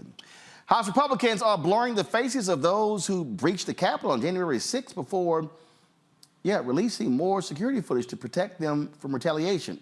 Yeah, I said that right. Speaker Mike Johnson literally said blurring the faces is to prevent retaliation against those who stormed the Capitol. Ain't they breaking the law? To draw their own conclusions. They should not be dictated by some narrative and accept that as fact. So they can review the tapes themselves. We're going through a methodical process of releasing them as quickly as we can. As you know, we have to blur some of the faces of persons who participated in the events of that day, because we don't want them to be retaliated against and to be charged by the DOJ and to have other concerns and problems. So that's a slow process to get it done. We're working steadily on it. We've hired additional personnel to do that, and all of those tapes ultimately at the end will be out so everybody can see them and draw their own conclusion. Let me go. Last month, the House Administration Oversight Subcommittee put security footage from January 6th online, which is available to the public. The committee initially planned to release security footage clips that media outlets requested, but with the change of speaker from Kevin McCarthy to Johnson, the House Administration Committees proactively reviewed all footage, posting as much online as possible. Nicole, what the hell here? We're gonna blur the photos of the folks who broke the damn law storming the Capitol, because we don't want the Department of Justice going after lawbreakers. Boy, that little law and order party, the hell happened to them? Hypocrites. I mean, they're just, plain and simple. hypocritical. And it's just amazing when they want to protect people that they feel close to, that they feel a connection to. They'll pull all the stops. They'll make the system work for them. That's the way the status quo works. It's just an example of how unfair the system is, because we all know that if those were Black Lives Matter protesters, speaking to the earlier segment, that there's no way that a Republican House would go to this extent to protect the defendants who stormed the Capitol. Julian?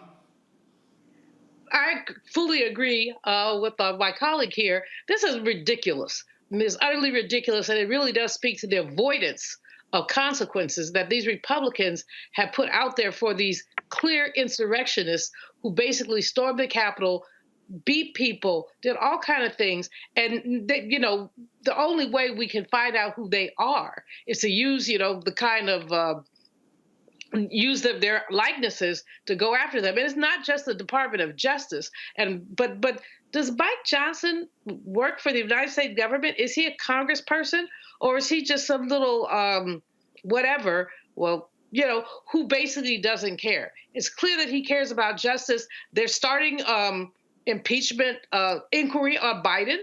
So it's clear that they care about justice in some instances, but clearly not in others. All those people who stormed that Capitol broke the law, and blurring their faces allows them to avoid the consequences. Niambi? Absolutely. I don't know that I've ever heard a speaker say that, let me try to actively impede a Department of Justice investigation by blurring the faces of people who did something that was illegal. I mean, we all saw it. I don't know, and I don't understand how these people think that what happened on January 6th furthers their cause. And further, this whole notion that we can't show their faces to avoid penalties and avoid punishment when we've seen what happened on that day. I mean, this is one of the most wide-ranging investigations we've seen. I mean, over 100 people were charged with violent acts on that day. I mean, these very same people were trying to hunt down some members of the very body that Mike Johnson is supposed to represent as a speaker. And yet he is saying that he essentially doesn't trust his own government, even the American people, because we have to remember that a lot of people were identified through tips from other citizens. So this is all, I think, just unreal in some respects. I mean, I wouldn't believe it if I hadn't seen the other behavior of this group pretending that it's still a political party at this point. But this kind of shilling for actions and activities that are actually illegal and in violation of our country's norms seems, a bit extreme, even by Republican standards. You're absolutely right. Well, guess what, y'all? Donald Trump targeting Black folks again. During a campaign rally in Philadelphia, he told his supporters to guard the vote, specifically in Democrat, predominantly Black cities. Listen. Evidence we have and everybody knows it, and they know it. The one thing they don't want to talk about is the election. They don't want to, because they're guilty as hell. They cheated like hell. They know it. And you'll never find out all the ways. But we don't need all the ways because, it was, I think, 22,000 votes separated it. And we have millions and millions of votes. It's a very sad thing. So the most important part of what's coming up is to guard the vote. And you should go into Detroit, and you should go into Philadelphia, and you should go into some of these places, Atlanta, and you should go into some of these places, and we got to watch those votes when they come in. When they're being, shoved around in wheelbarrows and dumped on the floor, and everyone's saying, what's going on? We're like a third world nation, and we can't let it happen. Well, there he goes, targeting Black people again, Niambi. Oh, absolutely. I mean, he's saying the quiet part out loud. And when you name check a city like Philadelphia that is half Black, what you're doing, is really what he's doing now is reminiscent of what happened some years ago when I was still living in Philadelphia. It's my favorite city. But they had posted these billboards in predominantly Black and Latino neighborhoods threatening people that if they showed up to the polls and they voted illegally, that it was a felony and they could go to prison. Of course, to have this cooling effect, as Dr. Malveaux pointed pointed out earlier. And what he's doing is essentially deputizing the very same types of people who showed up on January 6th to show up in cities like Philadelphia, in Pittsburgh, in York, and in the outer suburbs of these places, and terrorize Black people, to stare them down, to ask people about what they're doing here. I mean, and we've seen shades of this in other parts around the country. So it does not surprise me that he's singling out not just Black cities, majority Black cities, but places that he's lost, places where he's still smarting over the fact that people saw through his mess. And one thing I will say about Philadelphians, they don't take kindly to threats. So whoever is feeling froggy after listening to Donald Trump is wise to be careful when moving through the city of Philadelphia and Pittsburgh and other places, thinking they are going to threaten Black Pennsylvanians. And I think that's going to be something, though, that we have to watch out for. The kind of violence we saw on January 6th could very well happen again in all places around the country, and not just in presidential election years. I mean, even in local and state elections. So this kind of rhetoric is dangerous. We've seen what it can do, and we've seen how destructive it is. I keep telling Black people that they were targeting us on January 6th. They were mad, and you're seeing the exact same thing play out again right here, Nicole. Yeah, absolutely. And I think, again, next year is going to be an incredibly important year. So we all must get people to register to vote, and we all must be ready to protect the vote. And if Trump gets reelected, I don't even want to imagine what could happen to this country. But at the very least, democracy is at stake. So we have to be ready, and we have to watch what he says and be incredibly vigilant in protecting democracy, protecting our communities because of all of what's happening right now. Julian? You know, I really want to know what he means when he says guard the vote. And I hope that we're all very vigilant. I mean, if he intends for these hoodlums to storm polling places, then we need to make sure that the police, and all the police are not on our side, you know, he has a following there, that the police are prepared to protect our voting places. I'm not sure what he has in mind, but I know that when he drops seeds with these deranged people that follow him, they could come up with anything. So I'm very apprehensive about these words and about how they may play out. I'm also really apprehensive about those folks who will be scared. In I think it was 2012. Yes, it was 2012.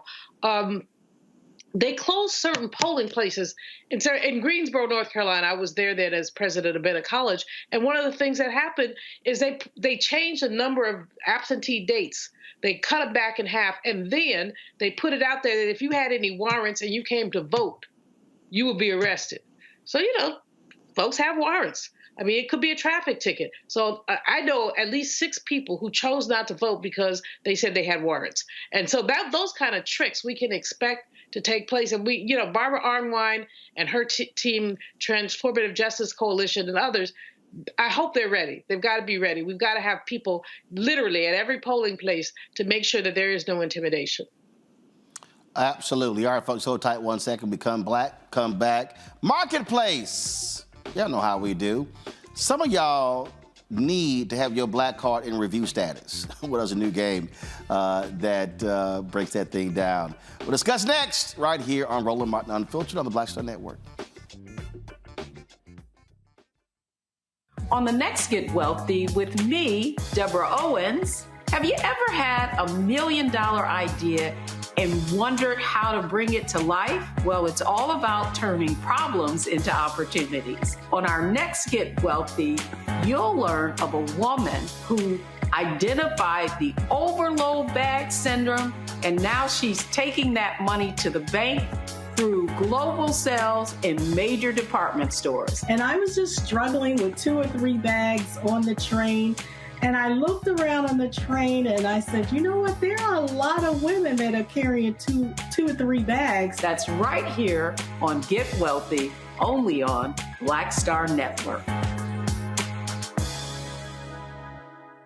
Grow your business or career with Grow with Google's wide range of online courses, digital training, and tools. Gain in-demand job skills with flexible online training programs designed to put you on the fast track to jobs in high-growth fields. No experience is necessary. Learn at your own pace. Complete the online certificate program on your own terms.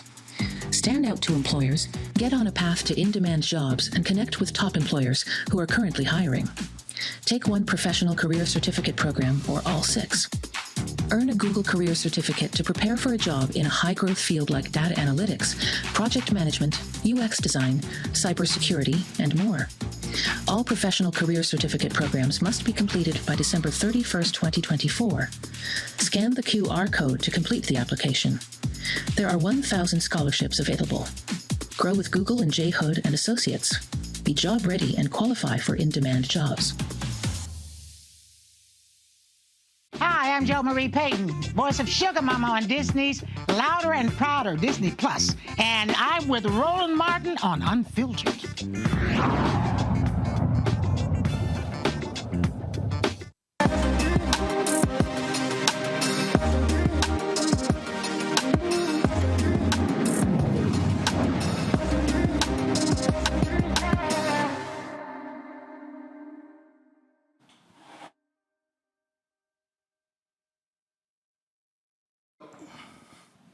All right, folks, we love a good card game. Now, you know, when we have our family get-togethers, we always try to have something interesting to do. Actually, I created one over the holidays. We were all sitting there, and I was like, yo, we're going to play Name That Tune.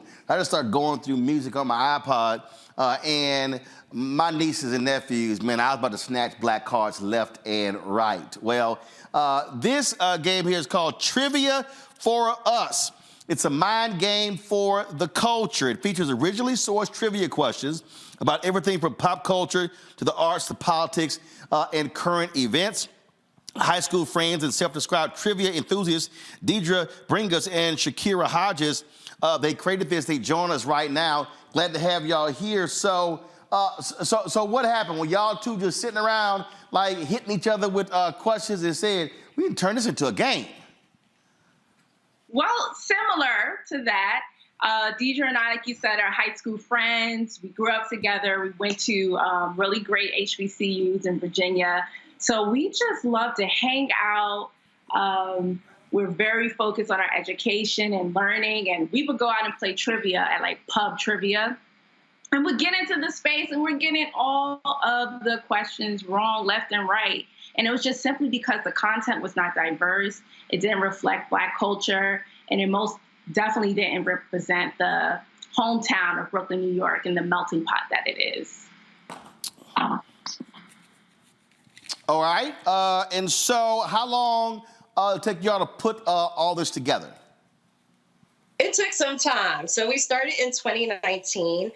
From there, we started hosting events in bars and pubs, and we moved into, that was in 2019, then the pandemic happened. So with that, we really had to pivot our business, and we started going virtual. At first, just to boost the morale of the people that were following us, but we also had the opportunity to connect with a lot of corporations that were looking for ways to engage with their employees at home. So with that, we started doing those events for big clients like American Express, Google. So from there, we recognized that more people wanted to play along with us, but we couldn't be everywhere at the same time. So with that, we created our card game, the Trivia for Us card game, which I have right here for us, where you could play at home at your leisure. It has 100 cards, 5 different categories. We are so mindful about trivia being intimidating. So we actually created cards that are action cards that gets the whole family involved and everyone could play along. All right. So since you said everybody can play along, let's go ahead. And so we got Julian, Nicole, and Niambi. Let me go ahead and do some snatching of black cards right here. So let's pull them up. Let's see here. Let's see what I want to ask. I'm going to go to... They know in hell they're going to answer that. They ain't going to answer that. All right, I got one. Here we go. All right. So Niambi, Nicole, and Julian. Let me see how I'm going to do this here. If you got the answer first, if you got the answer, raise your hand. So put the 3 of them up. Put 3 of them up. Put us in the 4 box, me and them. All right. So, all right. So Niambi, Nicole, and Julian. So here we go. In 2022, Candace Parker became the first woman to grace the cover of the NBA 2K video game, and she was representing what team? Now you Roland, you know I don't do sports, and I'm black. Damn. All right. Nicole, did you raise your hand? I did. I don't do sports either, but I'm going to guess the Mavericks, Dallas Mavericks. Girl, no, that's the NBA team. I said the WNBA team. It's the Chicago Sky. WNBA team. Oh, my God. Okay. Film and television. Let's see here. Okay, maybe y'all will guess this one. Fresh Prince of Bel-Air character Carlton Banks often breaks out dancing to the song It's Not Unusual by which artist? Frank Sinatra. Is it Frank Sinatra? What's the white British guy? Choice. Give them the multiple choice. Help them out. No, hell no. I ain't giving multiple choice. No. The not unusual guy. First of all, Julian, she already out. She said Frank Sinatra. It ain't him. No. Niambi, you got half the name right, but come on. His name is Tom, and I can't think of his last name. Tom, white man who sounds black. He's British. He got curly hair. He used to date Mary Wilson. Yeah, you know all that, but your ass can't. 8 o'clock, Roland. It's been a long day. Damn, it's Tom Jones. Yes, I couldn't think of the last name. Oh my God, we got a Diddy question. We throwing that one out. Okay, let's see here. Okay, hold up. That was me, film and television. All right, so y'all, they got film and television is one category. They got Black history, trivia for math, music. Then they got Blitz. Okay, so now I'm gonna ask a Black history question. That's too easy. I don't know. These HBCU Negroes might know this one. That might be too easy. Okay, I'm gonna go ahead and ask it. Okay, which university was the first HBCU? Matter of fact, I ain't gonna give you the multiple choice. Okay, see, y'all.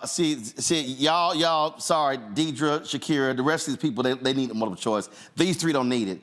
Which university was the first HBCU to be established in 1837? Cheney. All right, it's Cheney. All right. Niambi, she up. Okay, I ain't gonna give you a full point for the Tom Jones. I'm only gonna give you a half a point. So right now it's Niambi 1.5. It's Nicole 0, Julian 0. Okay, here we go. Born Daniel Day, this designer is known for taking Gucci. Remember, you got to raise your hand. It's known for taking Gucci and Fendi materials to recreate into jackets. Well, Niambi already got her hand up. I ain't even finished the thing. Go ahead. Dapper Dan. Okay, she 2.5 points up on you. Okay, I'm gonna ask 3 more questions. So y'all got. Okay, so I'm gonna get out of Black history. I may come back to that because some of y'all gonna need some help. Okay. Well, damn, Julian, she don't know sports, so she out of that question. Damn. Okay, here we go. All right, let me see how black y'all really are. Add the amendment that abolished slavery minus the number of stripes on the Pan-African flag. That would be 10. Oh, look who woke up. Julian got a point. Okay, Julian got a point. So it's 2.5. 1, Nicole, she's stuck on 0. Okay, okay, let me go to music. Okay. Ooh, No, they gonna guess. That's too easy. That's too easy. That's too easy. Okay, let's see here. Nope, they can't do that one. Got it. Name 3 black music groups with 3-lettered names. Letter and number combinations are acceptable. And it says, refer to instruction 9 for rules about questions with multiple answers. Where the damn answers at? Okay. It's me. I got it, Tia.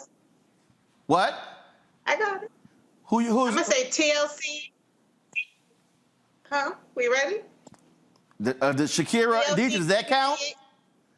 Absolutely. Okay, all right. Answer. You said TLC. You got 2 more. What you got? BBD, Bell Biv DeVoe. All right. That's 2. ABC, Another Bad Creation.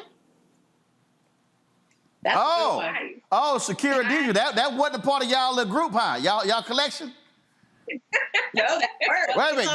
Hold up. Y'all didn't see that? No. Cut to Shakira and Deidre. She thought ABC, they were like, oh, damn, we ain't think of that one. Oh, we did not. That's a throwback. Okay. All right. See, y'all didn't do the full research. Okay. All right. So Nyambe 2.5, Nicole at 1, Julian at 1. So I'm about to now ask. I'm about to ask a 2-point bonus question. So whoever wins. So if Nyambe wins, this one she obviously wins. So I'm giving Julian and Nicole a shot to overtake Nyambe. Let me see here. I'm gonna get out of music. See who's gonna take it. Let me go to Blitz. Let me see here. They can't answer no damn sports questions. We already saw the WNBA question. Oh, hell, this is black as hell right here. Oh, this is a black as hell question right here. Matter of fact, y'all, this game is called Trivia for Us. It should be called Black as Hell. Okay, here we go. No, I need you to show the other 3. Julian, there we go. No, there we go. Here we go. Tray, bone, and spinner are all terms associated with what game? The Crips? I know her. I said game, not gang. Game. G-A-M-E. It's dominoes. It's dominoes. All right. I guess I give it to Nyambe. She won. It's dominoes. So gang. I didn't get gang. Nyambe absolutely retains her black card. Nicole, Nicole, you got 1, right? You and Julian, y'all gonna be in review status. You gonna have to fight me for my black card. Y'all gonna be in review status. Okay, so all right, so Deidre and Shakira. So what happens when the black person answers the fewest questions? Like what part of y'all game? What you do? Listen, everyone can create their own rules, but with us, nobody's black card gets revoked. Okay? Damn that. Little something new. That's all. No, I snatch cards. I snatch cards. If you lose the black card game, you don't get to take no dessert home. You can't pack nothing. You can't. Right. There has to be a penalty. There has to be a penalty for you folk not being up on your blackness. It would not be that's a great point, though. That's exactly why we create the game. Hold on 1 second. Go ahead. No, I said that's a great point. That's exactly why we created the game, so that we're able to preserve our history, our culture in a gamified and fun environment. So nobody's blackness gets erased. You start the game black, you're going to end the game black. Ah, damn that. I'm snatching. Okay, y'all trying to be all 2023 nice and all that. Hell no, I'm snatching. I'm making Negroes pay up. That's right. If you lose, you got to put a 20 down or something. So all y'all at home, y'all get this card game, Trivia for Us. Y'all have the right to create your own penalties for those who are massive failures at learning any of the questions. And Julian, you need to bone up on sports, because if they hit with a sports category, you going down in flames. All right. Hey, live with that. I can live with it. Deidre, Shakira, where do people get the game? You can find us at w.com. Then also, we're on Instagram as well. Follow us, reach out if you want to do something as far as your corporation or private events. We host live and virtual experiences as well. All right, folks, put it up again. We got a discount code as well for the Roland Martin Unfiltered viewers. Again, what y'all do is, so you shop RMU discount. Is that what it is? The discount is Roland. RMU, say it again. It's go to our website, triviaforus.com, and you put in the promo code Roland TFU. All right, so again, y'all go to the website, the promo code Roland TFU, ROLAND TFU. All right, we appreciate it. This is a great card game, and of course, there's always going to be lots of fun doing this. Thanksgiving, Christmas, and also any black get-togethers, but there must be a penalty clause somewhere. We'll take that into consideration. Thank you so much, though. I appreciate it. Thanks a bunch, folks. That is it for us. I appreciate Nicole, Niambe, and Julian being on today's show. I will be in L.A. tomorrow for the world premiere of The Color Purple. They'll be showing it at the Academy, the museum theater there. So I will be hanging out with Oprah, Taraji, and the whole crew, Fantasia, you name it, the world premiere tomorrow. So back in studio on Thursday, folks. Don't forget to support us in what we do. First of all, join our Bring the Funk fan club. You can see your chicken money order to P.O. Box 57196, Washington, D.C. 20037-0196. Cash App, $RM Unfiltered. PayPal, R Martin Unfiltered. Venmo is RM Unfiltered. Zelle, Roland at RolandSMartin.com. Roland at RolandMartinUnfiltered.com. And of course, you can be sure to download the Black Star Network app, Apple phone, Android phone, Apple TV, Android TV, Roku, Amazon Fire TV, Xbox One, Samsung Smart TV. And be sure to get a copy of my book, White Fear, How the Browning of America is Making White Folks Lose Their Minds, available bookstores nationwide. Folks, that's it. I'll see y'all tomorrow. Holla! Folks, Black Star Network is here. Hold no punches! I'm real revolutionary right now. Black power. Support this man, Black Media. He makes sure that our stories are told. Thank you for being the voice of Black America, Roland. Stay black. I love y'all. All momentum we have now, we have to keep this going. The video looks phenomenal. See, this difference between Black Star Network and black-owned media and something like CNN. You can't be black-owned media and be scared. It's time to be smart. Bring your eyeballs home. You dig?